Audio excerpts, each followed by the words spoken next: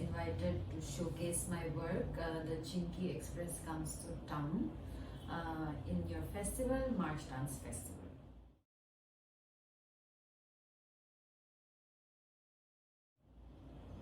And how did I begin my practice? So my background is the trajectory began in a college dance society in 2011. I mean, prior to that, of course, I had danced as a kid, but it was all for school functions. Never went for training, and also I always was in boarding schools, so I never had any kind of formal dance education as a kid.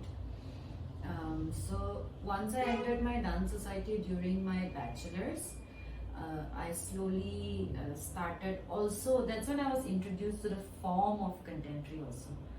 Prior to that, it was just freestyling, hip hop and Bollywood, very regular forms. And then I joined a dance company during my bachelor's second year. I was already working, even though I was not paid, it was free labor. But then I was also like a kid back then. So I finished my bachelor's, and then it felt natural to like just continue with the dance company. And I think I worked there till 2015. And then after that, I started, or I took a risk of becoming a freelancer. And then I started, there's not much opportunity as a freelancer, especially when you're beginning. So my first steps were to join dance residencies. And Goethe Summer Dance Residency was one of the first residencies I did. And then, yeah, post that slowly, I continued freelancing. It was struggling, but my parents, they supported me. And then I think it was in 2017 or 2017, I wanted to do a master's in dance. But there are no masters in India. So I was like, either I go out or I will see if I can enroll into a classical form. Because I was also starting to train myself in Odissi. I think I did that for like 8 months, 9 months in Triveni Kala Sangam. But luckily in 2018, a close friend, and he was also going to be a professor, Mandeep texted me about this new course they're starting in Ambedkar University Dance called Masters in Performance and Practice Dance. And then I enrolled myself into the course, and I passed out during the pandemic, which was again, it wasn't that great to graduate during the pandemic, because once you graduated, the common trajectories, you would do an internship in a foundation or a dance company or assist a choreographer. And they were, Mandeep and Ranjana and the rest of the department, they were ready to help us out with their contacts and their networks. But then the pandemic came in, so yeah. So then post that, yeah. In terms of forms, if you ask me, I mostly, like traditionally form, I never studied a traditional form. Odissi was one I did for like a long period of 8 to 9 months. And then the first dance company that I worked in, we used to work with Chow. And then during my masters, I was also slightly introduced to Kalari Pertu, and then a little bit of physical theatre. Yeah. But then my form therefore is, or my practice therefore remains like a combination of traditional, non-traditional practices. I'm not sure how would I define it. Maybe you could call it contemporary, but yeah, it has a mixture. And how did I start my practice? I think I covered that just now in answer.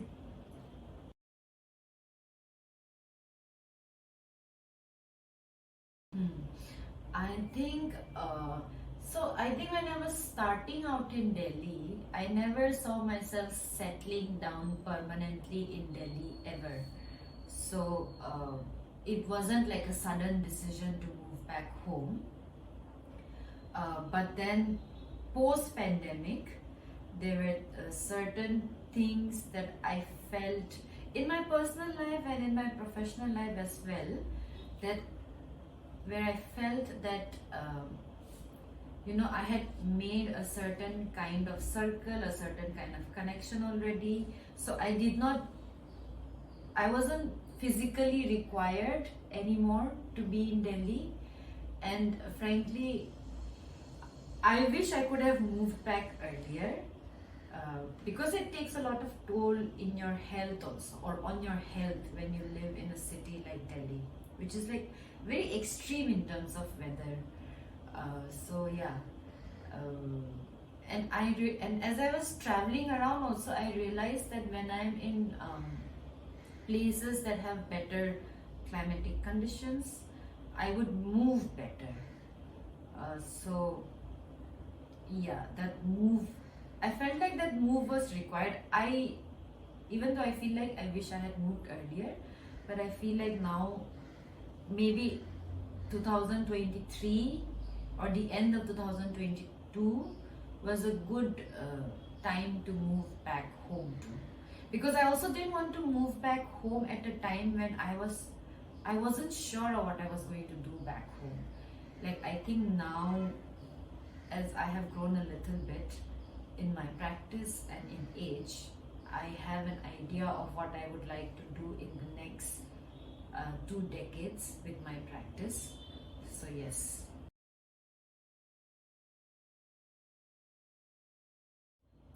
So this work has had a very long journey. It started in 2018 when I was starting with my master's. So at that point, I was also a university student. I was an Ambedkar University student. So when you're in a space like a university space, you tend to always think about concepts that are discussed in class. And we had like lots of other we had classes where lots of other departments would come together, students from film, students from visual arts, students from literary studies. So then our discussions would become very political. So therefore the starting point was a political one. And yes, living in Delhi for 11 years, there were experiences, personal experiences. I saw some, I experienced some, I heard about some, so on and so forth.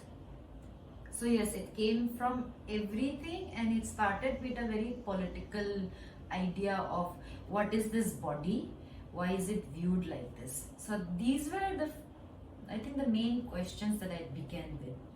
Like, I think at that point I was more interested in defining the experiences and defining the body. But now in 2024, I think my questions have changed a little bit. I don't think it's so much more, I don't think it is any longer even a question. As a practitioner also, I felt like it was important for me to re-look and reimagine the work as I have grown as a choreographer too.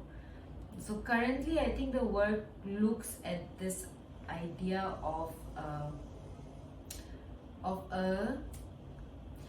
it takes the format of a circus, almost as if it's trying to reclaim what it is objectified as. It takes the format of a circus, the sound, the set, the way it is going to be presented, the way it is described, and therefore the title also. This idea of, or this statement that, this is an exotic body and it would like to remain as an exotic body in that space, and you can come and objectify it. it could become absurd, and the body also, which is presenting that, knows that. But then, I mean, I feel like it's not much different from anything else that happens outside the stage. Like, I feel like this idea of a freak show, a traveling freak show, where you would come sometimes to watch people with two heads, or people with 6 fingers, or the conjoined twins.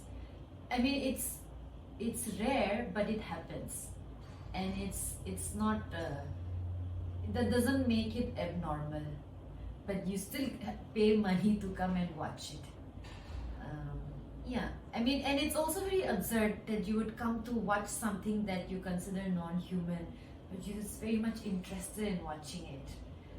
So yeah, I think for me it was because I felt like when I was presenting this work in 2018, even though in the choreographic process I was thinking so much about defining the heart shape or the objectification, in defining the experience of an objectified body, I felt like when as a viewer it wasn't getting translated. It looked something else and felt something else to what I was trying to say. And then I realized that maybe I have to think in terms of how do I present it without, so that what I'm presenting actually gets translated. And I felt like the circus format works very well because if you go back to this idea of a zoo, the human zoos that existed in Europe, where humans would come or the Europeans would come to watch the natives from other countries who just were human beings but just different colors with different features. So yes, that was also something I thought about when I thought of changing the way I was presenting this work.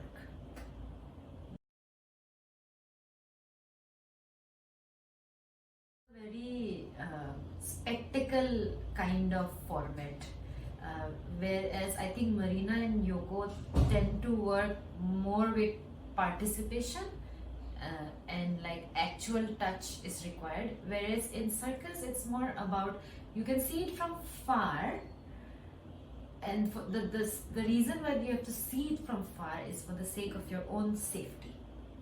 It is more about that, this idea of caging this exotic being for the sake of safety and precaution. So maybe if you consider spectacle or spectating to be a participatory activity, then yes, but otherwise it's very much about the spectacle.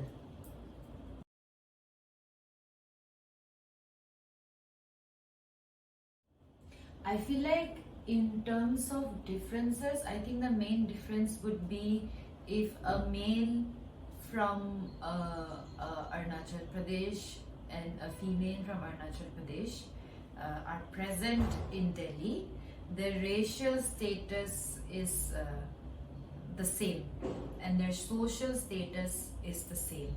Whereas when I go back to Arunachal Pradesh,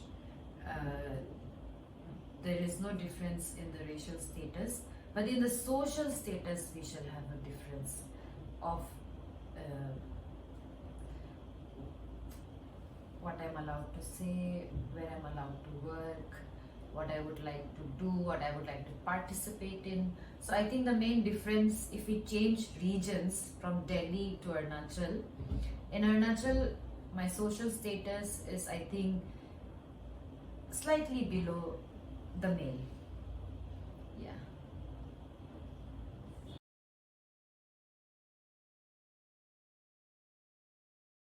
So the thing is, the last time I performed this piece, this was in 2022 Pegda edition, and that time the piece had a very 180 format. I was on a stage and the audience was in front of me. Actually, that piece really, after performing that piece, that's when I realized that I really need to change the format of this work that is talking about a spectacle. So,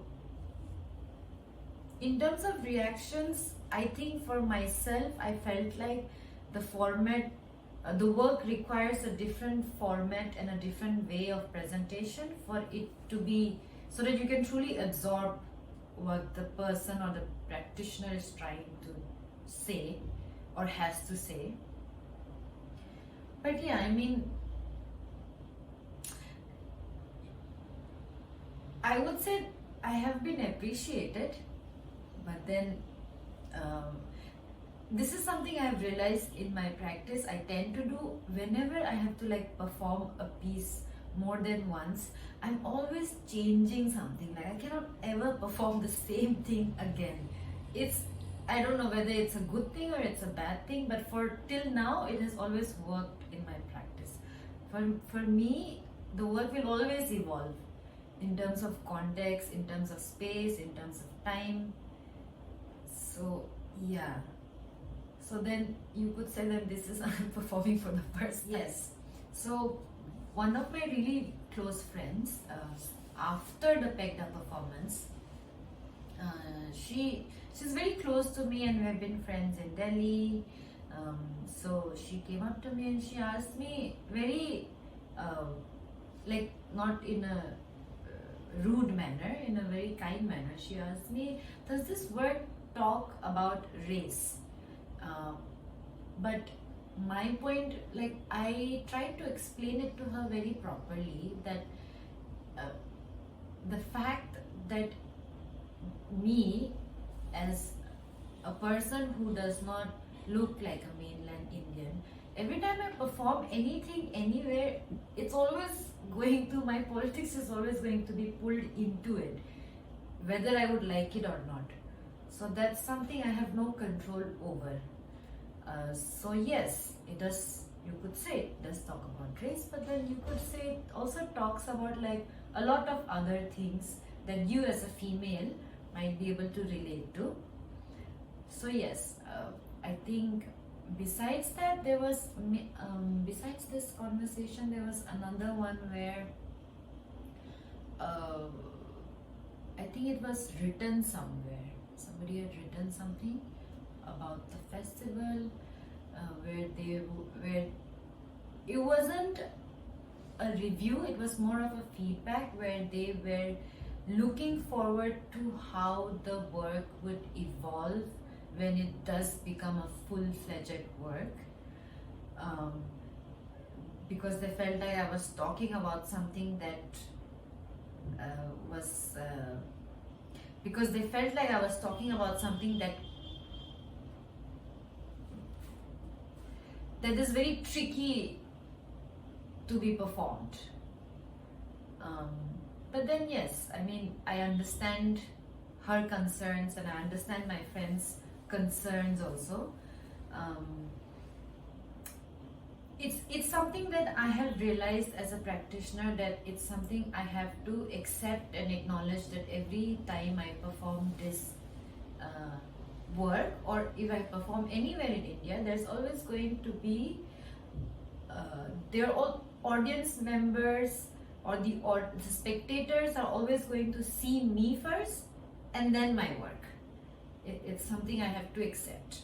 Whereas when I perform outside India, then it's a completely different world, because then, you know, then people go into this, they get very confused with this idea of an East Asian looking Indian.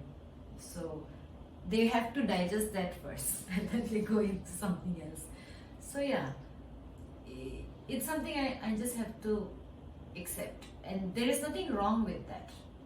Like it just exists. There's nothing I can do about it. It just exists and I accept it, and yeah, sometimes it works towards my advantage also.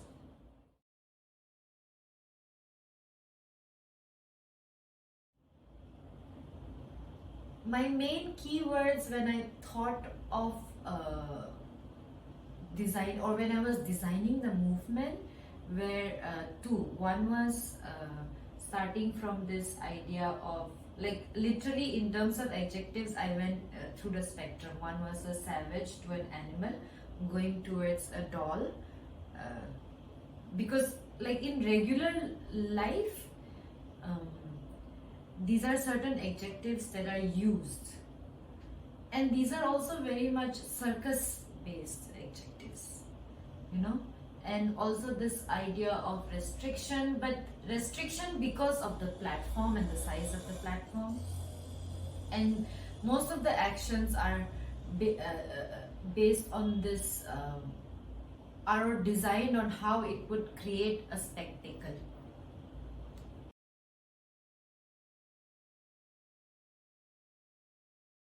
The folktale came as a beginning of me thinking about a work that I would like to make. So I was, so my dad is a vigorous morning walker, and one day I decided to join him, and it was the monsoon season, so it was slightly cloudy, but it was sunny, and then we saw a bird, and then I asked him, what is this bird? And it was very nonchalant, like I wasn't really trying to do anything, I was just making conversation.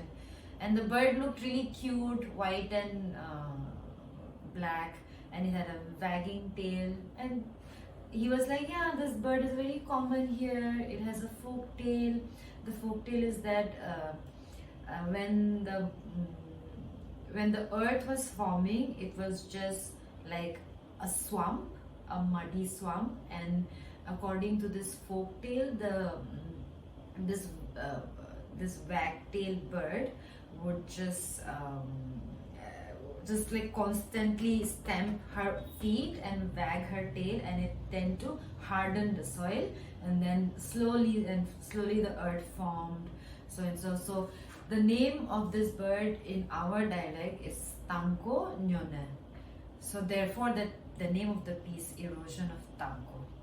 And yes, so I was like, yes, it's a nice folk tale, and I can use it to when I would like to say that when I was making the work, I thought of it as something that was eroding the bird. And therefore the installation that you saw in Pegda, those yellow beaks, like it does not remind you of a bird, but that was like the abstract form of it. But then yeah, I decided to let go all of it in 2022. After the performance, I think a week after it, I was like, you know, this just does not work anymore for me.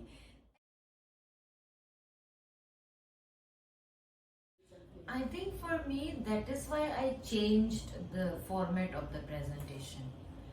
I didn't want it to become something, I didn't want it to become something where somebody would come and immediately only look at my race. And yes, I think, see, like I said, I have to accept the fact that whenever I perform in India, people are going to look at me first and then see the work. So that's something I have no control over. It might take some time, maybe another 50 years for a face like me to get normalized. But yes, so for me, I do care about it, but I have to have, like, I cannot wear my emotions on my sleeves when I talk about my politics. I have to understand that I need to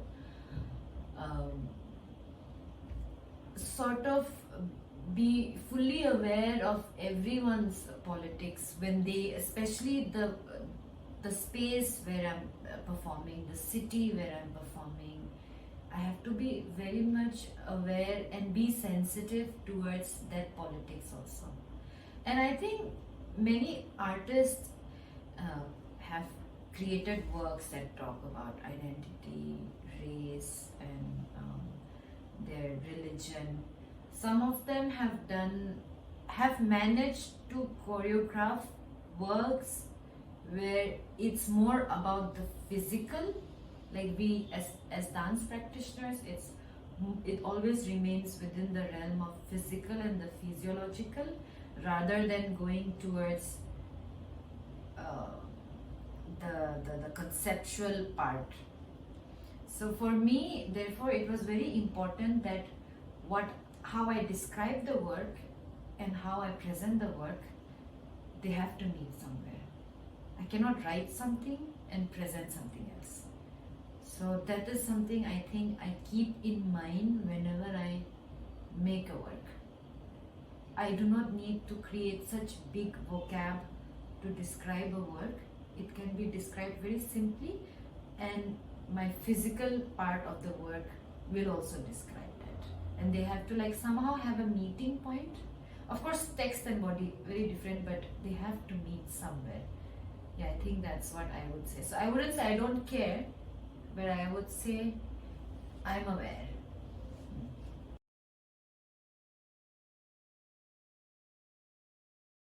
I think as a practitioner, I feel like once I also moved back home, I started branching out my practice from just movement to text. So actually that land work that I was telling you about, it's a text-based work. Because I felt like as a dancer, I have to be aware that the body is not always able to translate certain kinds of ideas. As much as we would like to say that it does not. And that is something I have to acknowledge that. And text is something I've always been writing, and I've also been trained to write thanks to my master's dissertation. So I think text is something I'm branching towards, and this is an installation and imagery. And the move back home, it gave me a lot of time to really think about how I would like to see my practice in the next 2 decades. I don't think I would only involve myself in movement. I would like to involve myself in text and imagery. Maybe I'll go somewhere else in the next few years, but for now I would like to see them as parts of or elements of my practice. And back home, I'm also very much interested in landscape. Now I don't know how I bring that into my practice, but yes, I think actually in the past 2 years I have totally reimagined my in the past 2 years I've totally reimagined my practice, and I think this migration back home was needed for me to sit down and understand that I do not only want to be a movement practitioner, I would also like to be a text-based artist and an image-based artist.